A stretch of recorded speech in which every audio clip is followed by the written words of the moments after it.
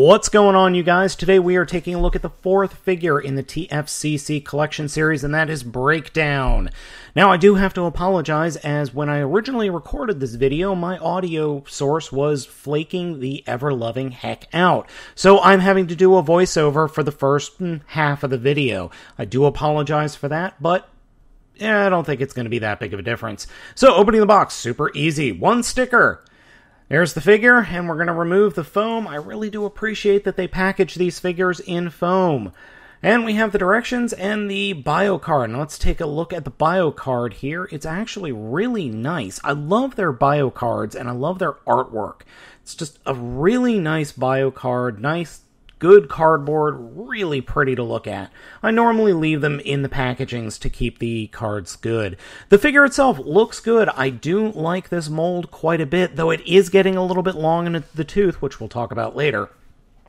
The overall paint scheme is pretty darn good, but there are a few minor naggy issues, not least of which is the Decepticon symbol is in the absolute wrong location, unless that's where it was on the original G1 figure. In all honesty, I don't remember where that original picture was, or that original symbol was. The other issue is the purple paint that is along the rest of the figure. It's kind of scuffed and chipped and not really well done. It's just odd. With all the other figures that we've had so far, the paint's been great, but this guy's got some issues. And the white, it's not bone white, it's more like a cream color or a yellowish white. But I will admit, I do enjoy the fact that they were able to get the roof to be the same color as the rest of the figure. I do appreciate that fact. Transformation is exactly the same as the rest of the figures that have this mold of this sort of Lamborghini. Take the engine cover off and put it off to the side.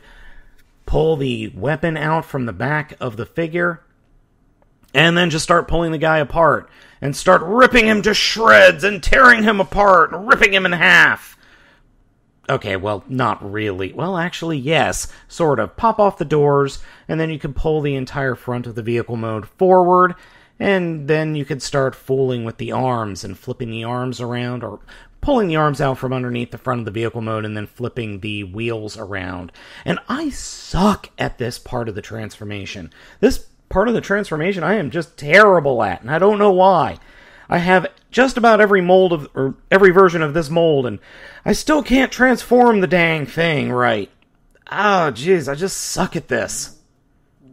Let's quick jump cut. All right, now that I've actually transformed it off camera, let's go ahead and get the rest of the transformation done.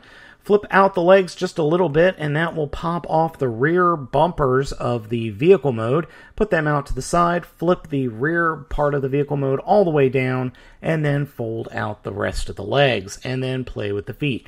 And the feet are a little bit tough, actually. The ball joints that the feet are attached to are really tight on my figure, while most of the rest of the figure is a little bit on the floppy side. To get them out, what I do is I push the bottom of the foot and then pull up a little bit, and that will move it enough so that I can get my finger in there to flip the rest of the foot out. A little bit of a trick, but not that big a deal. Straighten the legs out and then just get him stood up. Now for the top of the transformation, or the top part of the rest of the robot, twist it around 180, bring the hood of the vehicle down, and that will snap into place, or it should, and then twist the roof of the vehicle to raise the head up. Now, some folks have mentioned that the head is assembled incorrectly on their figures. Mine is just fine. And here we have Breakdown in robot mode. Now, I do apologize for the change in audio quality. My microphone decided to die mid-stream, so yeah. Going back to the normal camera microphone. In robot mode, this figure looks pretty good. It's just too bad we've had this mold over and over again. So we've got Sunstreaker, Sideswipe, and then I think there were a couple of other figures and a couple of other exclusives, BotCon, TFCon, that all had this mold. And here we have yet another Breakdown figure. I don't know why Breakdown is so popular and is such a fan favorite with the not the third parties, but the like TFCC and TFCon and all the cons. I don't know why. I guess it's just easy. But he looks a lot better in this mold, and I love the head sculpt. And I'll show you the head sculpt up close in a second. Overall, I think the robot mode looks great. Now, there is one thing I definitely did want to show you, and that is the directions. I find these directions absolutely hysterical, because here we have the robot mode of the toy. Then, flipping the directions over, you will see that they do the transformation completely differently, and these are just directions for Sunstreaker. Yeah, that's Sunstreaker's head there. Yeah, so they just stole the directions directly from Hasbro, and they didn't even steal the correct directions from Hasbro, which is just dumb. Real stupid. Anyway, so, just based on the directions, I'm going to show you what the robot mode would look like if you follow the directions. And here's Breakdown with following the directions. Honestly, I think the other way looks better. I think with the hood of the vehicle as his chest looks a lot better, even though he doesn't have a rump symbol here and his Decepticon symbol's off. But I like him the way he is on the box as opposed to this way. This way would look actually good for Wild Rider. I think that would be preferable than this.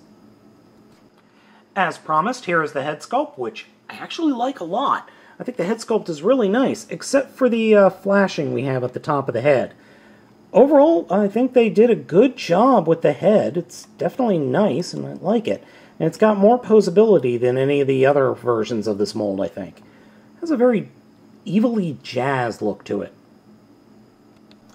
Overall, there is nothing wrong with this figure. In fact, this figure is just fine. But I'm sick of the mold, I'm tired of this mold, and I am tired of seeing breakdown figures. I'm just sick and tired of seeing the cons and whatnot continually reuse breakdown over and over again. For the love of Energon, pick another Stunticon. So guys, this has been Spade of the Baltmatrix for TFCC. Subscription figure number 4 breakdown. It's not a bad figure, I'm just tired of seeing the mold and tired of seeing breakdown. We'll catch you next time.